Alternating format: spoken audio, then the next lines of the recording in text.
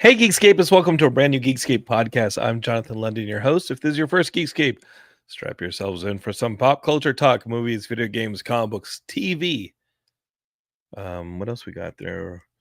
We did the music. We have a lot of music episodes coming. My friend Joel Reeder is going to be on the podcast next week. He is in a band called The Fatal Flaw. They've been putting out new singles, headed towards an album, I believe. And formerly he was in the Plus Ones and the Mr. T Experience, which is where I met him. So we got another music episode coming up. I hope you guys enjoyed Zach Gruber earlier this week.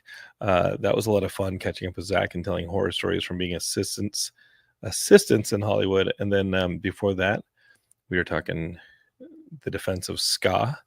So there's been a lot of music episodes. You guys got LA Comic Con. There's a lot of pop culture coming down the pipe. So I hope you guys are happy with your Geekscape. I hope you're telling your friends about Geekscape. Maybe you're listening to it. Maybe you're watching it on Facebook, Twitch, YouTube, LinkedIn, any of the places you get your Geekscape. I'm hoping that you share it with your friends and say, hey, you got to check this out. These conversations are a lot of fun. This one is also going to be a lot of fun because Ian Kerner and I went to see Venom, The Last Dance. This is the Geekscape Venom, The Last Dance special. I'm going to tell you guys right now, we're going to be spoiling the heck out of it. We're going to leave no symbiote unturned in our quest for truth, analysis, and really your entertainment when it comes to talking about Venom, The Last Dance. People will find out if this is the last dance or not, but Ian's going to be joining me, and we're going to be really discussing what we watched last night. So no delay. That's what we're doing. There will be a spoiler warning. So if you have not seen the Venom 3, The Last Dance, then you probably want to dance on out of here because I'll be spoiling the heck out of it.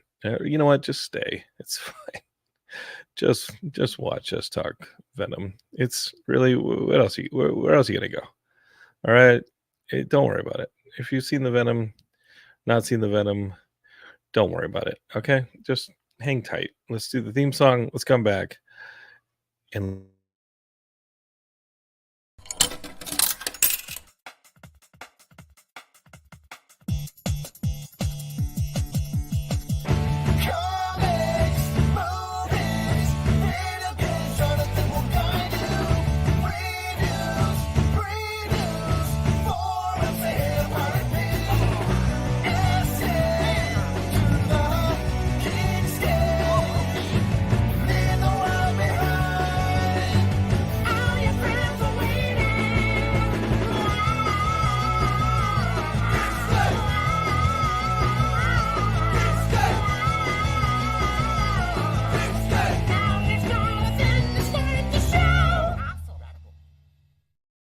all right, Geekscapists, let's dance. We got the Venom 3.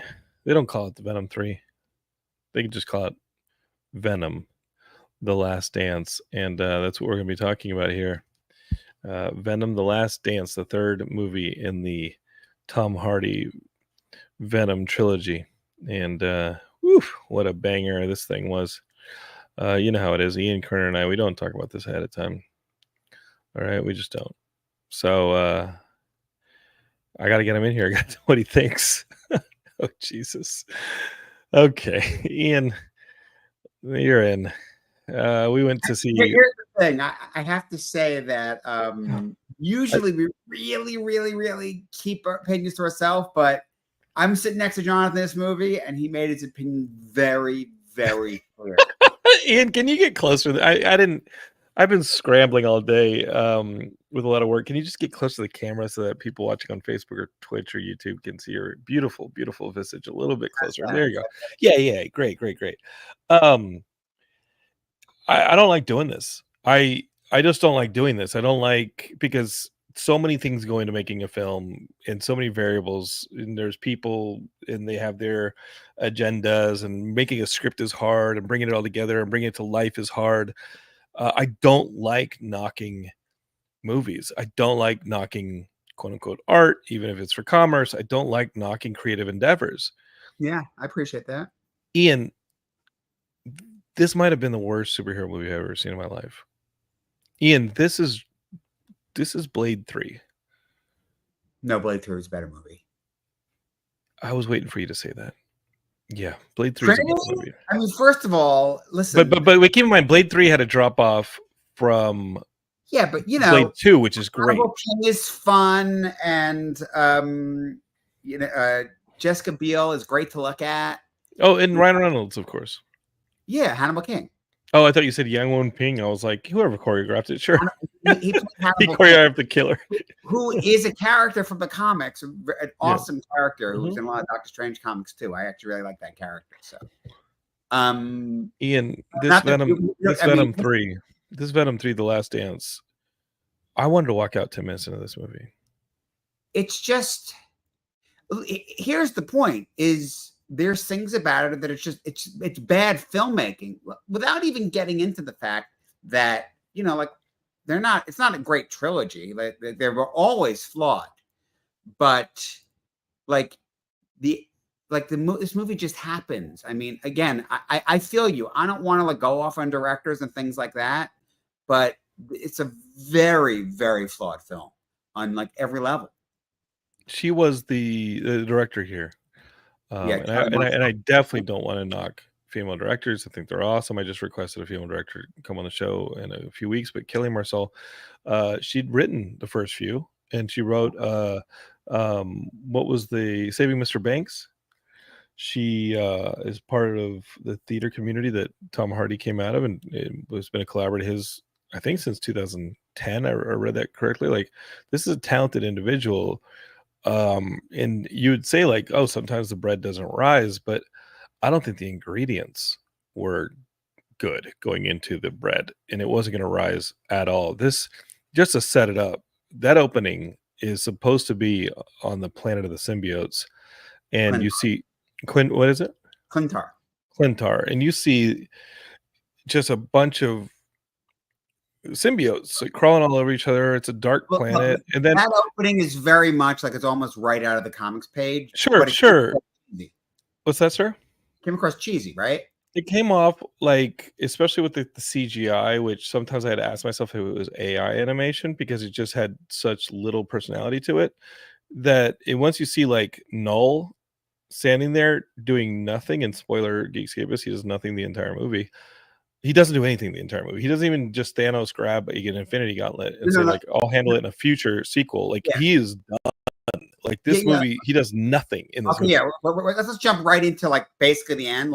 But Ian, this thing looked like the parts with Knull looked like an ad for a World of Warcraft expansion from 2008.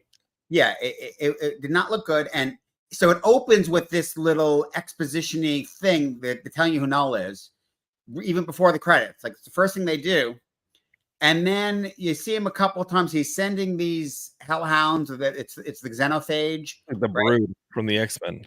Yeah, well, honestly, Brood a little more Violator to me with the things on the side. It was the Violator from Spawn. Yeah, Todd McFarlane writes for the look, but and honestly, you think the stakes are oh, they're trying to prevent Knull from getting out, but you assume Knull's going to get out, and that's going to be the big boss fight. No. I was hoping Knull would get out and something would happen in this movie. No. And I have to say, as a comic book fan, so for the listeners that don't know this, in the comics, Knull gets out, and it's a big thing. It's a giant crossover called the King in Black, which actually ultimately leads to Eddie Brock's version of Venom becoming ultimate power. It's a major change in the Venom mythos. But all this movie actually serves to do is leave this potential setup in the mid credits that Knull's still out there, and that may still happen. That's not what this movie is. This movie's almost like a wasted exercise in let's prevent him from getting out. And okay, spoiler alert, they do.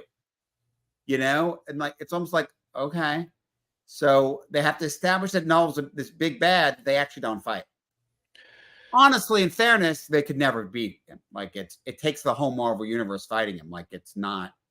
The King of Black would have been cool if Sony would have wanted to, because Venom was the first out of the gate for them. And if this whole thing had been built different, if Sony had aimed like, okay, Venom hit.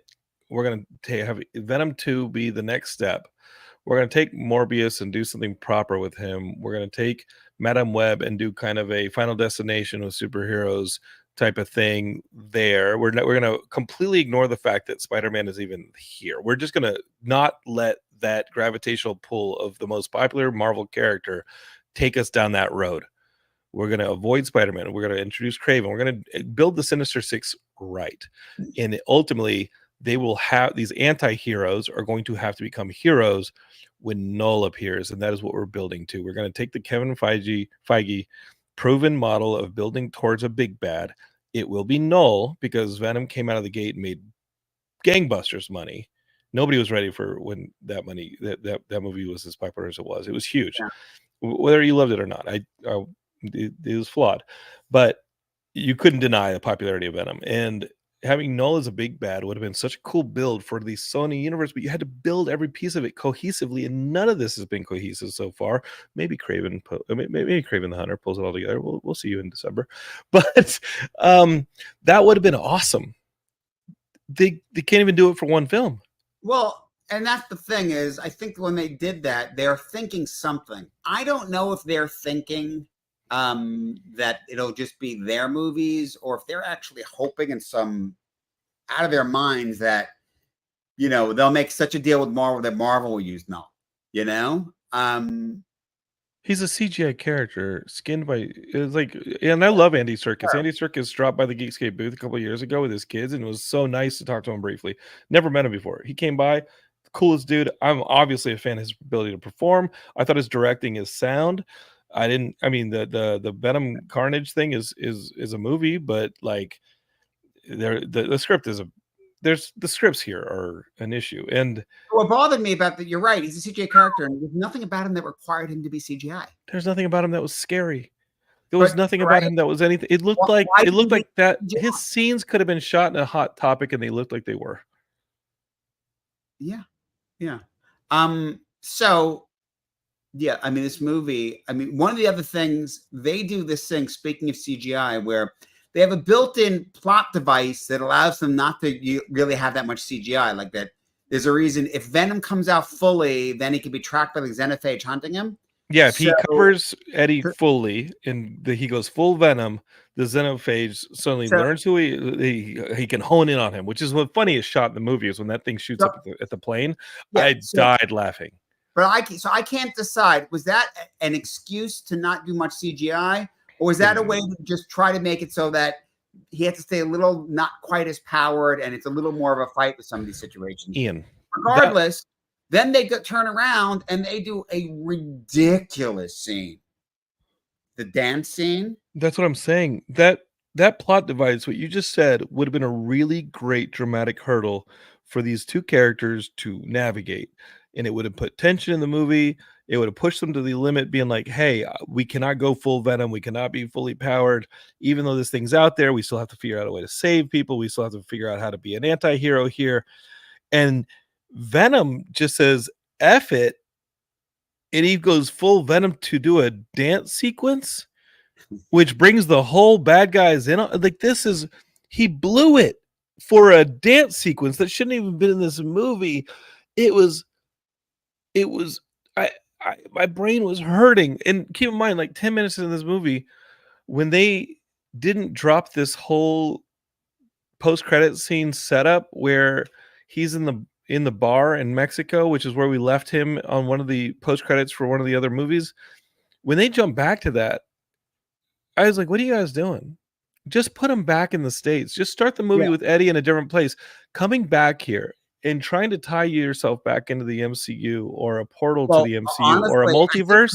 That is, they were hoping that they're getting a lot of viewers after that ending from that giant movie. People are going to come in, so let's just pick up right from there. No. Just tell tell a Venom story. So they do that. He jumps back into his regular universe. And how painful was the scene where Venom decides they have to have a drink, so they're going to be a bartender, and just wrecks the bar?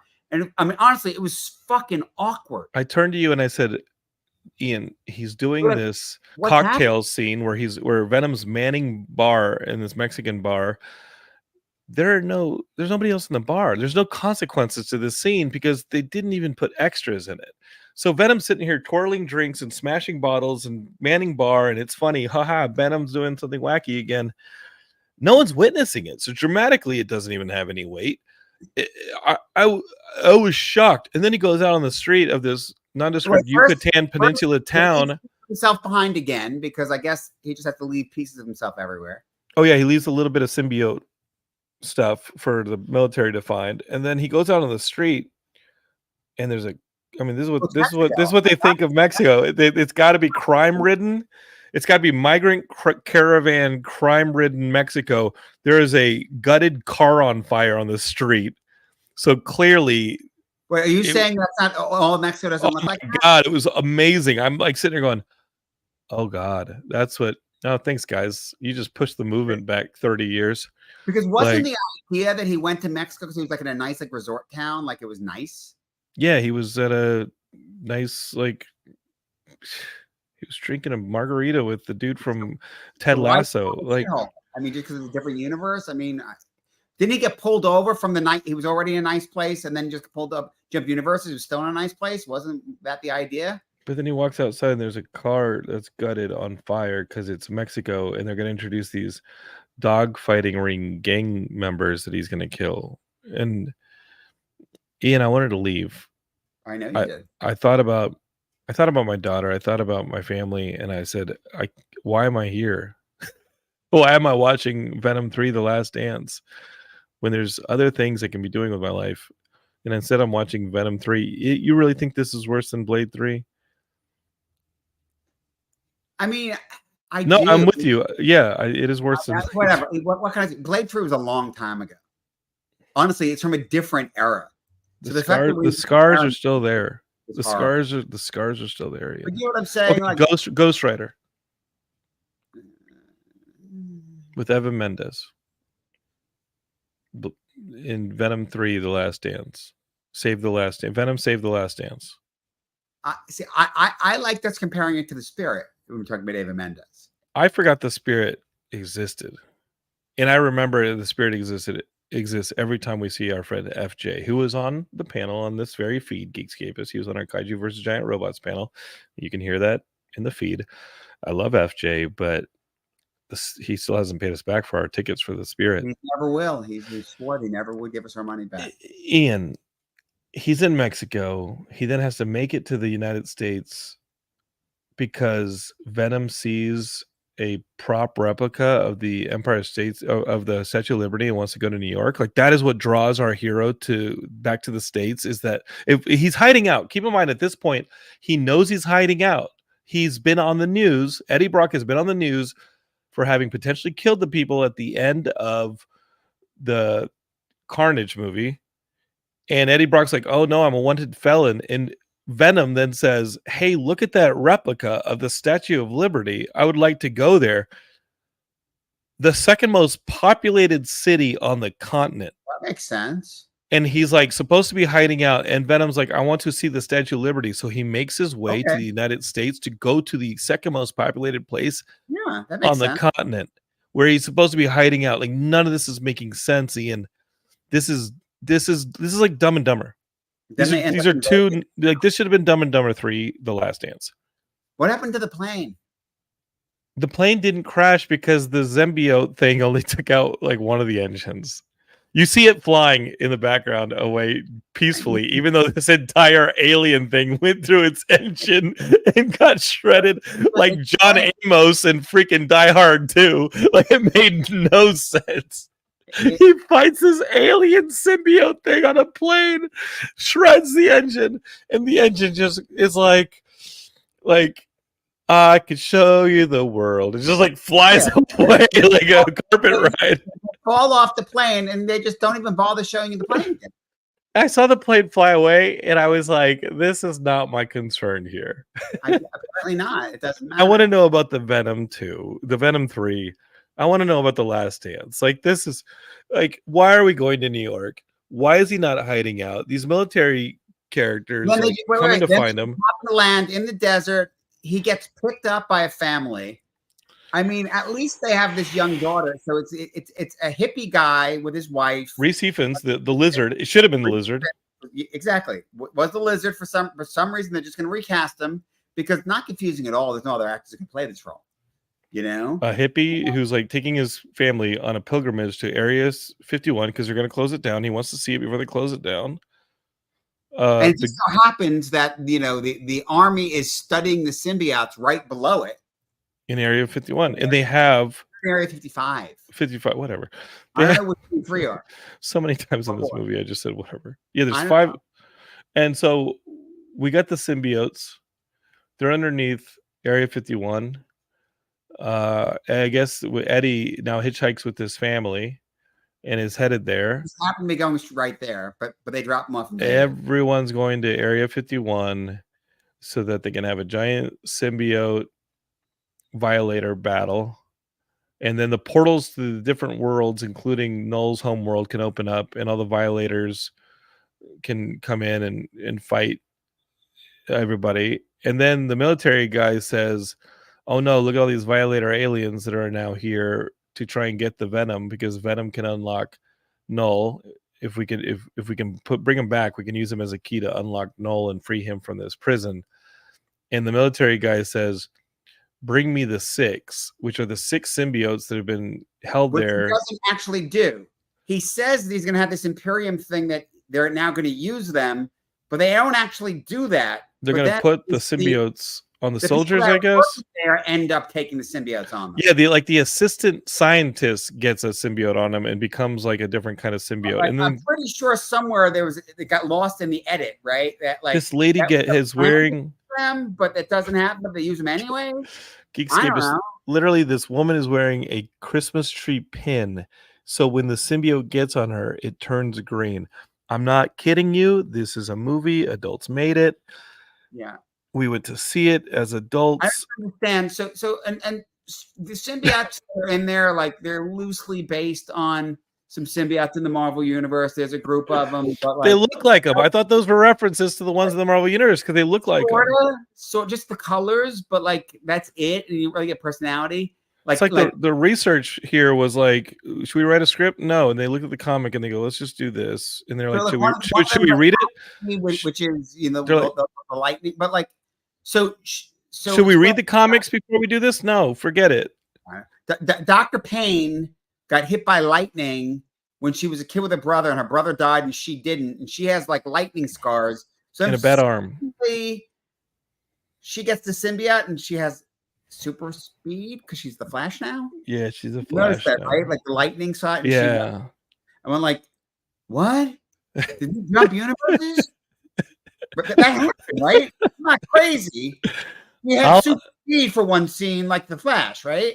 All I'm saying is, if you're Sony, if you're Sony and you've been pussyfooting towards the Sinister Six for years, you can't have a character in the movie say, "Bring me" or "Unleash the 6," because this would have been a pretty badass. This would have been a pretty badass showdown if you would have gotten the Sinister Six versus a bunch of symbiotes.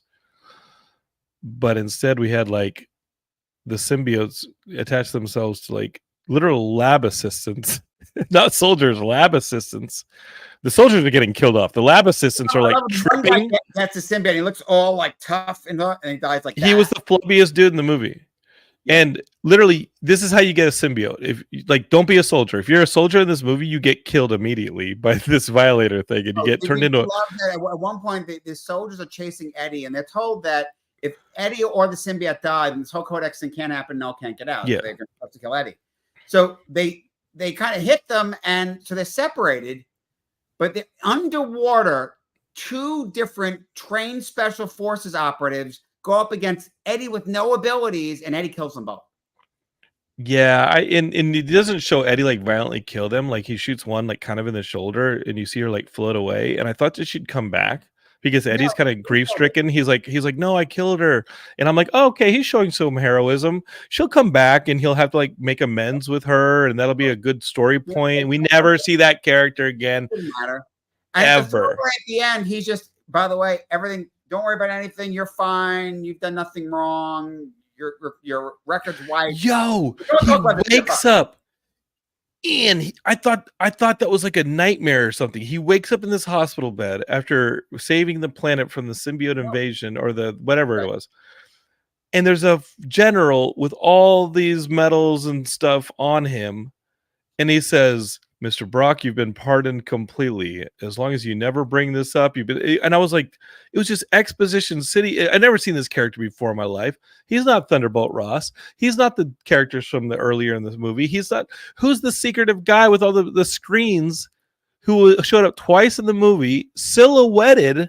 I don't know. I gave the approval for him to summon this, for the military guy to summon the six. There's this Illuminati guy, and I was like, oh, it'd be cool if that's like Norman Osborn or something, right? Oh, that's Norman Osborn. Cool. He's maybe pulling some threads, and like they're maybe doing some Norman Osborn stuff here to set up the Sinister Six or something.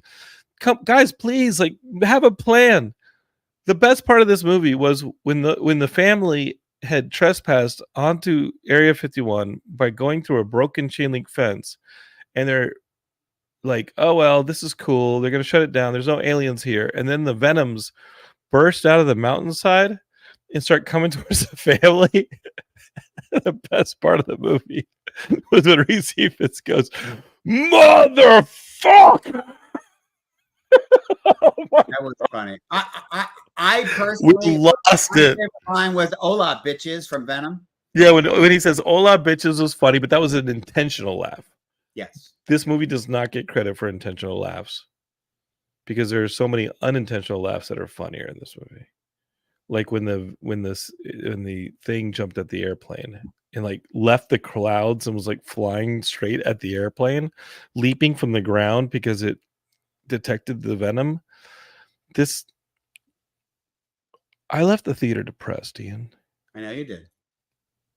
I stayed for one mid-credit scene. I don't remember it. At the end of this movie, at the end of this, oh yeah, it was Knull looking up at the camera, and I'm like, we're never seeing you again, pal.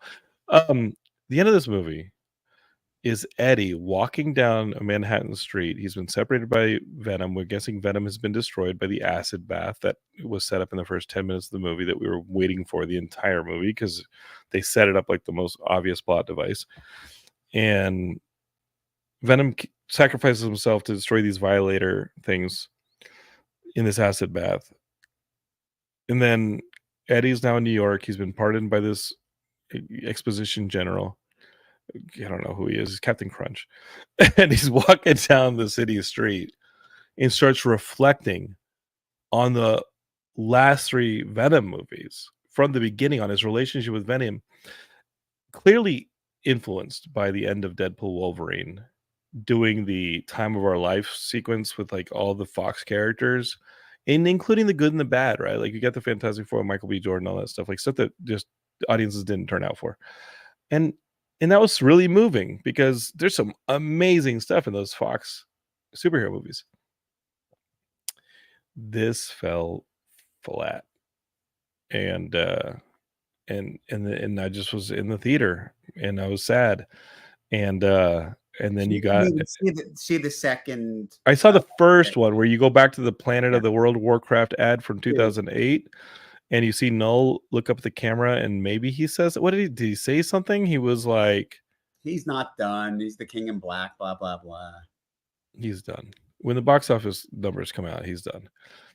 And then what was the last one? I was already outside. So, I couldn't be in that theater another minute. The bartender that the soldiers took, Danny from he comes running out of the cave and he sees all the destruction. And you see a cockroach, and it's unclear the cockroach might have symbiote on it because it goes against like the little electrical vial that Agony had been in, and it like gets shocked. So maybe it's Venom on the cockroach. It's not really clear. How did this happen, Ian? I don't know. Asking you as a film insider, as an industry insider, as a man who pulls the strings of Hollywood, Ian, as a Hollywood insider.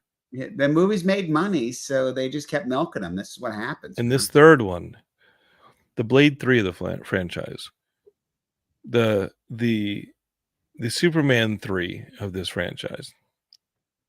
How did this happen? How did you let this happen, Ian? Superman 3 was terrible. How did you let this happen? But Thor Ragnarok was the third one. It was good. Ian, Yes. do you think you're responsible for this this Venom 3? I take responsibility. You don't take responsibility for this movie Anyway, whatsoever. Hey, listen. You could have stopped this. Justin and I went to this movie with you. We only went to see you beat up a teenager. that's a Geekscape semi-deep cut. That was promised. It didn't happen because there weren't enough people in the theater. Nobody cared if you know. We were sitting in a theater, and when we started heckling the movie, the audience had our backs. Did you hear that guy laugh? When I laughed at, what did I laugh out loud at? I like blurted out laughing when it was a dramatic scene of somebody who just seen something traumatic, and they were like, "Are you okay?" And I lost my shit. When the convenience store owner from San Francisco just randomly, "Oh, Eddie, hi." She's in Vegas, yeah. And now she's a high roller, and she has like a suite upstairs. And then Venom and her have this fully choreographed dance scene. And Eddie's sitting there going like, and he actually says, "When did you guys like practice this?" Because it's that stupid. It's a fully choreographed dance scene that they never could like. What the fuck is going on? I thought Venom was like. I thought Venom was like Johnny Five and can like observe something and like replicate it. You know, like Johnny Five can read a book in like 2 minutes and like maybe watch Fred Astaire with her, dude. She's just natural. Okay, comments. Jason Elliott, I think he's in Houston. He says, "What up, guys? Not this movie is the answer." Abe Duenas over in South Carolina says, "So as good as the first one or better?" It's no. I don't think they're good movies, and this is by far worse than the other two. This is, I think this is the worst superhero movie I've ever seen. It hurts me to say that because I love this. I love superhero movies. I wanted to see this movie. I couldn't. I was like, maybe this Venom Save the Last Dance is going to be really good. Venom Save the Last Dance. There's no saving. There's no saving Venom Save the Last Dance. Jason says, "Wow, I've heard good things at first, and then so many bad things about this." The people who said the good things, Jason, they were lying to you. Cut them out of your life. Cut them out of your life. Just, Jason, take inventory. Who said good things? I can't find anyone saying good things. Cut them out of your life. This is a 30-something on Metacritic. I want to do a search about what's good about Venom. I love Tom Hardy, and I'll tell you this, Ian. I want to see Tom Hardy continue as Venom. Does it hurt? Does it hurt you to say that? Like, hear me say that? No, it's not like I want to see it recast, but I want to see Tom Hardy return as Venom. So he's been going around saying that he wants to fight Tom Holland, right? He should fight Andrew Garfield. Yes, that's how I feel. I think it's a mistake to even try to do that. I don't think, Kevin Feige's not doing that. No, he should fight. He should. It's done. There's no reason for it. Yeah, there's no benefit to it. He should fight Andrew Garfield's. No Way Home. That was it. Yeah, he should fight Andrew Garfield's Spider-Man. I would watch that opening night with you guys. I want to see more Venoms. Is that weird to say? I've not enjoyed any of the Venom movies. That is weird to say. I've barely enjoyed any moments from the Venom movies, and I want to keep seeing Venom movies because I have hope, Ian. Okay. I think that there's a good Venom story out there. It is out there in conjunction with the Sinister Six. It's out there with some of these other characters. It's out there in conjunction with some of the ancillary Spidey characters. I don't care if it's Paste Pot Pete. Like these things are out there. You can tell a good Venom story. I hadn't looked. I was curious to see what people were saying out there. And the general feeling is if you love, and there are people that love these Venom movies, if you love them, it's fine. It should have been much more to it, but it's still, I could see where someone who loves these movies is still entertaining. That person's 8 years old. Ian, that person is 8 years old. Maybe. I don't know. I mean, again, no one I know loves them, but there are people that love them. Do you hang out with a bunch of 8-year-olds? Again, no. So we don't know those people. And I don't think we should make movies for those people because when we were 8 years old, we loved the movies that were made for grown-ups. Yeah. We loved, in a similar theme of this kind of movie, we loved the sci-fi stuff. We loved the Paul Verhoeven movies. We loved the James Cameron movies. We loved the Alien movies. We loved the badass movies. We loved the sci-fi movies. They weren't made for kids. Maybe the Explorers, but that was like, come on, the Explorers, it didn't work. I love the Explorers. I love some of those movies, but it didn't work. Joe Dante has been on this podcast, but Explorers didn't work. That stuff didn't work. But you make this stuff for adults. I think this was, I don't know who this was made for. That's a good This was just like silly. Jason Elliott says it goes to show that Sony doesn't know how to do a superhero movie, and they really need to let Marvel do their thing with the characters they have rights to and sit back and collect the cash. I'm going to disagree with you on that one, Jason. And my evidence is the Spider-Verse films. They know how to do superhero movies, but it's their animation department. And at this point, when the live action, I don't know, you tell me, like, without a James Bond, like, what hope do we have over here at the studio? Like, should the animation be should they become a DreamWorks? Should this become a thing where, like, DreamWorks animation, like, should this become a thing where you turn to Sony and say, hey, give us those animated movies? Because Spider-Verse is awesome. Like, their animated movies are great. And this like sputtering of the ancillary Spider-Man stuff, I think that there was a solution. I think we're well past a course correction on that stuff. If you would have dropped these things on, I'm just going to say it, if you'd have dropped this stuff on my lap day one, and you look at it and say, these are all the Spider-Man characters we have, we do not have Spider-Man, I said, like, cool, this is the reality. Right. We cannot have the gravitational pull of Spider-Man even come close to this. Let's just make these movies sound for what they are. Let's keep this in a contained universe. And with Venom, he's the most Spider-Man-like. Let's start there. He's got this big bad Knull. Let's build to him similar to Thanos. And as we introduce Morbius, Madam Web, Kraven, Aranya, Silk, whatever they want to do, because they keep talking about this stuff. Silver Sable. Black Cat, Silver Sable. As you start to put these things together, let's build our way to some form of a Kingdom Black of this universe, a Sinister Six for sure.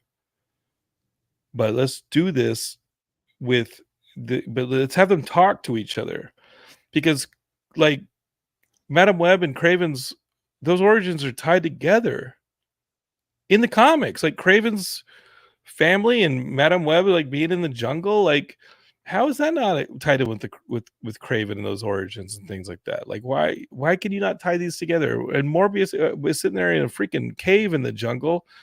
These characters could have all come out of some similar events on some similar kind of thing. Like, how did the symbiote not be the origin of some of those supernatural abilities for some of these characters? How do you not start there? Why don't you tie these together in some form? What's that? I don't need to do that. It's already so bad. Right. But no, it's too late. It's too late. This has to be a ground zero reset. Wait. I said that too soon. Let's see what Kraven says. Let's see what Kraven offers. Let's see what when we sit down for Kraven. Kraven is we saw that trailer on the movie last night, and Rhino looked cool. It's not a suit. Yeah, it's a dude who turns into the Rhino. What version of the Rhino is that? Hulk Rhino? Because that's the Hulk. No, Rhino has abilities in the comics. He just happens to wear a suit. Yeah, he's stuck in it. Yeah, so it's fun. Yeah, so I'm fine with this version of Rhino. I'm fine with this. It's better than some like a mechanical Rhino suit. You think you're going to be fine with this? No, in December when we see the movie. It's going to be terrible. No, Ian, we're going to see this movie. We're going to see Kraven. I'm Kraven. You're going to fight a teenager? No, because the theater's going to be empty, Ian. How'd this symbiote movie do? Venom 3: The Last Dance. How did Last Dance? Low 50 million domestic. That's how it's going to open, low 50 million? Yeah, so I just saw something on that saying, and they're hopeful for overseas to redeem it. It's down from what they originally projected. Jason Elliott says that version of the Rhino that he saw in the Kraven trailer looks a little too CG. I agree with you, Jason. Okay, we're gonna see these movies. I don't know. I love you, Geekscapists. I feel like I have a responsibility to give you guys the good news and the bad news, and I want to be a Pollyanna with a lot of this stuff. I want to be like, or it's 77%. I thought you said it was lower than that. No, come on. Look at the actual. Let's see.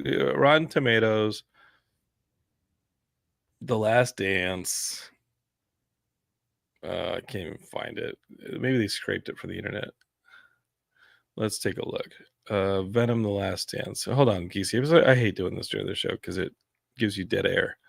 But okay, I'm looking at Rotten Tomatoes right now.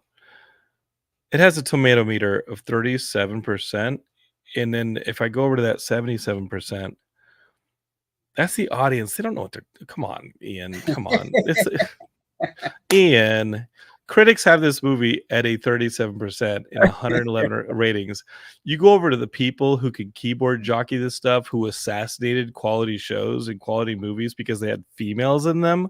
I'm never going to trust the popcorn meter on Rotten Tomatoes. No, because it's like what's that? What did they say about Madam Web?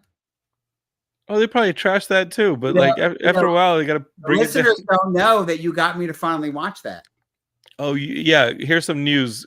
After ducking the Madam Web screening with me, Ian saw it once it ended up on streaming, and he said it was pretty tight. It for a while, even on streaming. And you went to me like, "Oh, come on, dude! It's on streaming. Just watch it." And you did. It shows my influence. It shows the influence I have. Let me put this thing on. I was like, how bad can it be? Pretty badass.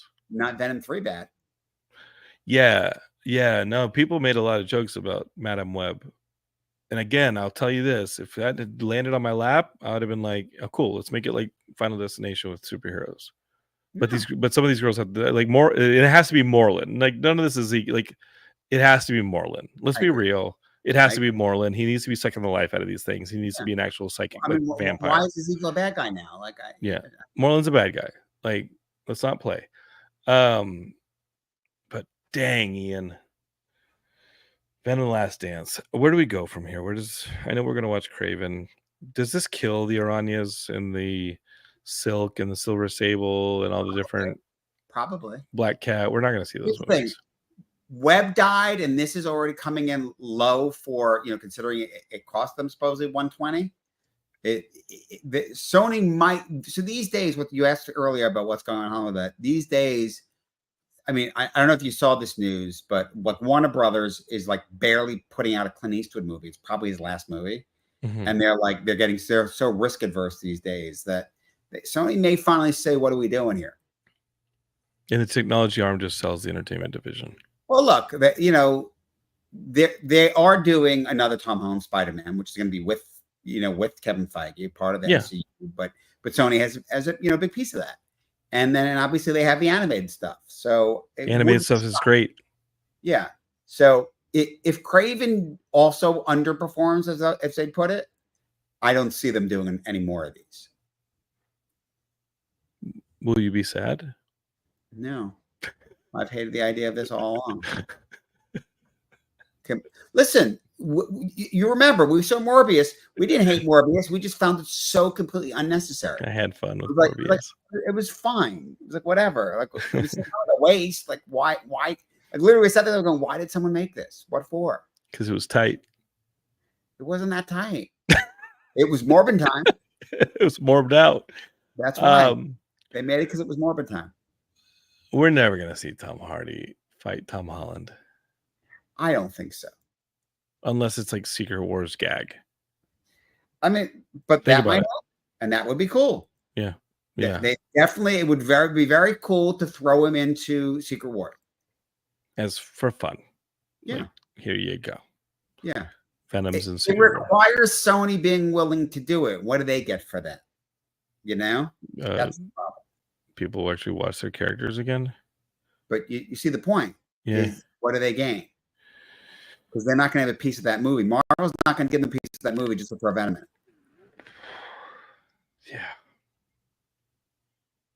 Yeah. I left the theater feeling really alone last night, Ian. I didn't want anybody to see me in the parking lot. Did you feel the same? No. I went in with low expectations. Fine. I wasn't so depressed by it. When I was in high school, Geekscape, the Dolby Theater on campus was showing a John Holmes movie in 3D. John Holmes is a famous 70s porn star, and my friends and I thought it would be funny go see the John Holmes 3D movie at the Dolby Theater. We thought it was a funny gag that we would go and see this pornographic film in 3D at the Dolby Theater.